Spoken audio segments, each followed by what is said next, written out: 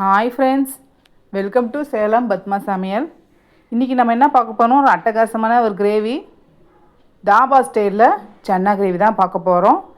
Taste வேறு லெவலில் இருக்கும். இது பார்த்திங்கன்னா சப்பாத்தி, பூரி, புரோட்டா, நான் எல்லாத்துக்குமே சூப்பராக இருக்கும். சப்பாத்தி பார்த்திங்கன்னா இன்னும் நல்லா சேர்த்தி சாப்பிடுவோங்க. அந்தளவுக்கு கிரேவி டேஸ்ட்டாக இருக்கும். வாங்க வீடியோக்குள்ளே போகலாம். அதுக்கு முன்னாடி நம்ம சேனலை இப்போ தான் புதுசாக பார்க்குறீங்கன்னா சப்ஸ்கிரைப் பண்ணிக்கோங்க. பக்கத்தில் இருக்கிற பெல் பட்டனையும் கிளிக் பண்ணிக்கோங்க. பாருங்கள், நான் ஒரு 10 பல் பூண்டு, சின்ன துண்டு இஞ்சி பொடிசாக கட் பண்ணியிருக்கேன்.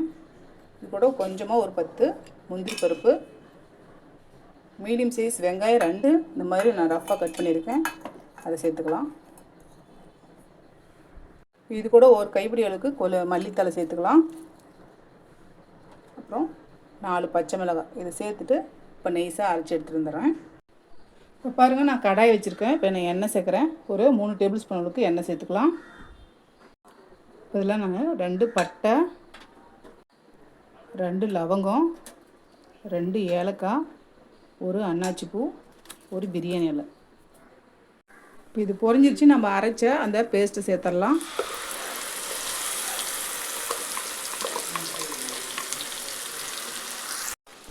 இப்போ இது பச்சை வாசனை போக நல்லா வதக்கிக்கலாம். நம்ம பச்சையாக தான் எல்லாமே சேர்த்துருக்கோம். இன்னும் நல்லா பச்சை வாசனை போகணும். இப்போ இது பச்சை வாசனை போயிடுச்சு. நான் ஒரு 3 தக்காளி இந்த சாப்பரில் போட்டு நான் சாப் பண்ணி வச்சுருக்கேன். இல்லைன்னா நீங்கள் துருவலை கூட துருவிக்குவாங்க, இல்லைன்னா மிக்சியில் அரைச்சி போட்டுக்கோங்க. கொஞ்சம் டேஸ்ட்டு டிஃப்ரெண்ட்டாக இருக்கும்.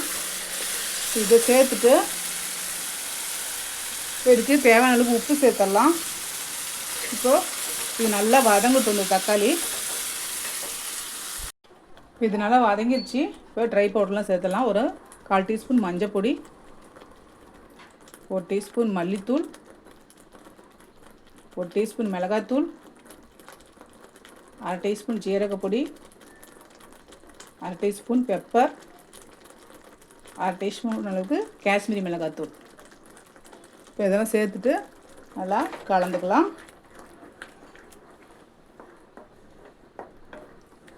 இப்போ ஒரு 2 நிமிஷம் அப்படியே வதக்கலாம். இது பச்சை வாசனைலாம் போகணும். இப்போ மசாலாவோட பச்சை வாசனைலாம் போயிடுச்சு. இப்போ நான் ஒரு 1/4 கிலோ அளவுக்கு சன்னா வேக வச்சுருக்கேன். லைட்டாக உப்பு சேர்த்துட்டு அதை சேர்த்துட்றேன்.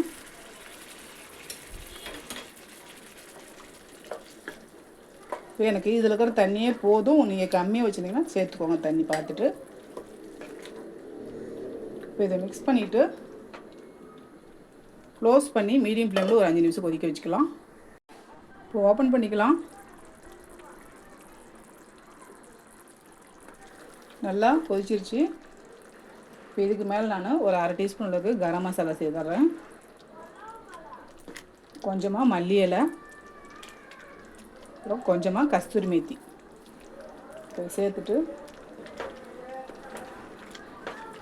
ஒரு மிக்ஸ் கொடுத்துட்டு